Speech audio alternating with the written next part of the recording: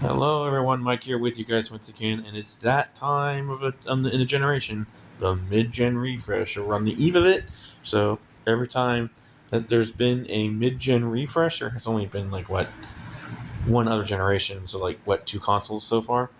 So this would be the third one, um, where a mid-gen refresh was about to happen, and so the night before, I usually do a whatever console is getting a mid-gen refresh, I would do a how had the first half of this generation with this console done so far.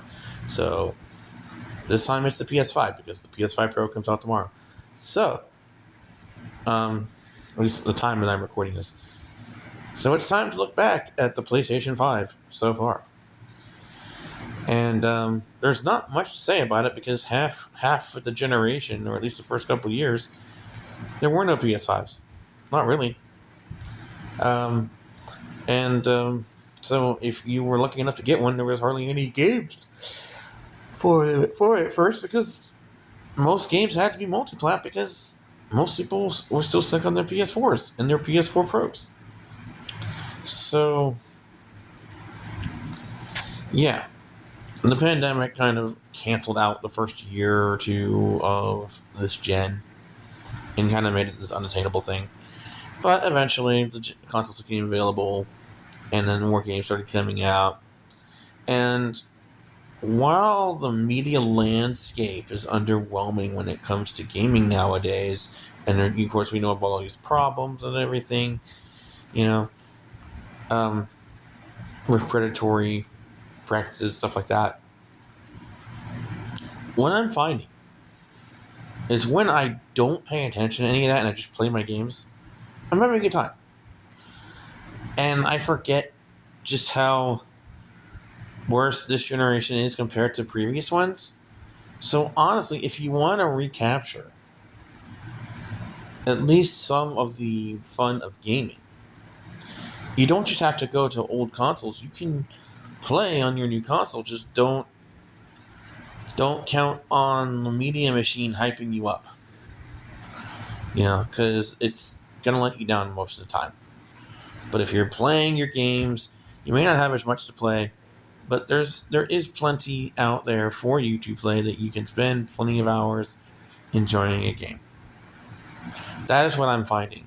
If I'm watching like the Game Awards or the Summer Games Fest, I I'm like, why am I still gaming? Like, why do I still like video games? It make Nowadays those shows make gaming look boring. It wasn't always that way. Those shows used to be mad hype, but now they're just like boring and underwhelming and mid. So I feel like gaming is mid when I watch these things. But when I'm playing my games on my console, I don't feel that way at all. I'm actually enjoying myself having a time. It's like, this is how gaming should feel.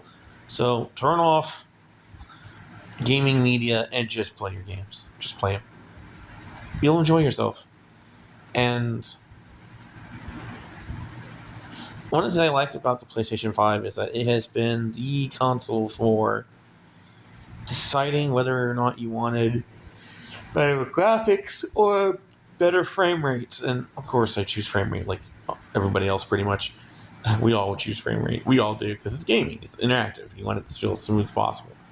But I like that they give us the option now, and Sony has been pretty good at maintaining that this generation. Um, Better than Microsoft did, at least. Although Microsoft still has plenty of games like that too. Um, Unfortunately, for them, they don't have as many because it's stupid S. But um, PlayStation doesn't have that problem. And I'll say this: there are games that I know I could finish that I'm a little apprehensive about, like games that I have beaten previous versions of that I haven't finished. The sequel because it's overwhelming. Like Horizon.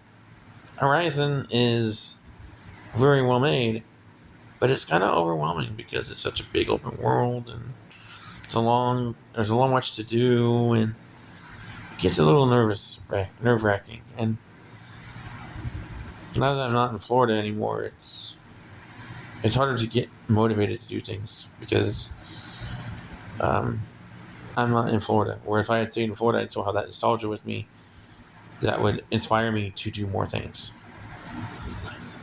Um, I also like the accessibility things that were options we're giving now. Accessibility really helped me with Ragnarok. I could not have continued the game without accessibility options, at least when it came to the puzzles. Because there was this puzzle where I knew what to do, but I wasn't fast enough, so I had to slow the puzzle down. Using accessibility options, they gave me that option to do, and I was able to do the puzzle. Now my solution was correct. So the things, and by the way, even on a 1080p smaller TV, the graphics still look great on PS5. They really do, and that's on the base model. I'm wondering how well they're going to look on the Pro, but even the base model of the games have looked really good. Even on performance mode, even with the compromises, the games still look good. They still look really good on there. You know, the PS5 is still pretty cinematic, despite the fact that there's not as many games as there used to be on previous generations. Something else I want to comment on briefly, because I don't want to go into it too much here, because it's a separate topic. The return of the AA in 2024. That has helped game the PS5 a lot this year, because they put out so much great stuff in like last year, 2023, and there's not as many bigger AAA games, so they put out some AA's, and the AA's have been pretty well received. Also, PSVR 2. PSVR 2 has better tech than PSVR 1, but I started PSVR 2 pretty much when it launched. But with PSVR 1, I started so late in the generation, and plus VR was new to me, so there were more games to play on PSVR 1 than I was expecting. The opposite's kind of been the same thing with PSVR 2. I haven't been in my headset as much because there hasn't been as many games that make me want to go out and play, but on the headset, there have been some bangers, don't get me wrong, there's been some good ones. But not as many as PSVR 1, even though the tech is better and it has these bells and whistles and stuff. One thing about PSVR 2 that I'm not too happy of is if your space is too small, you can't build a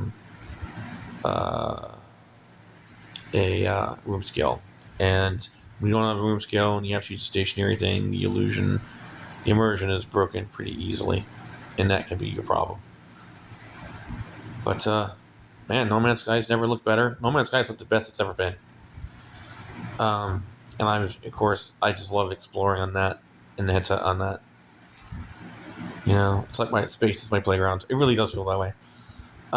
Also, I think Horizon Call of the Mountain I really like the jungle thing, the machine safari.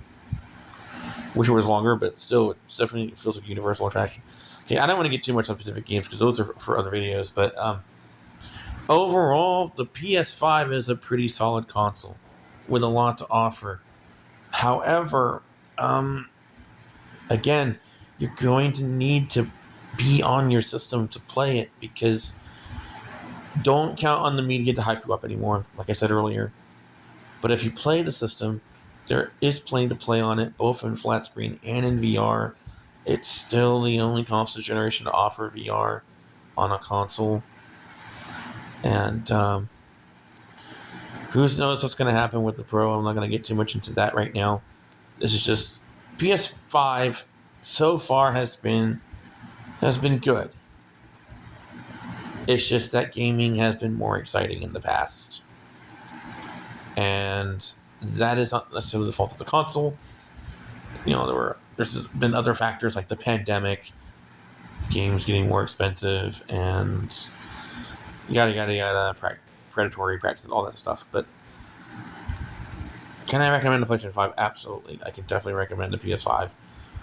If you haven't gotten a PS5 yet, you definitely should. But just when you do, don't try to get into games media so much now. It's not going to hype you up anymore. The hype machine is done. The games are still there. The gaming is still there and it's still fun, but the hype machine is gone. So just don't watch, gaming channels 24/7. Be on your console and play your games. You do that, you're going to get a lot more out of your PlayStation 5. Anyways, that is it for this video. Bye.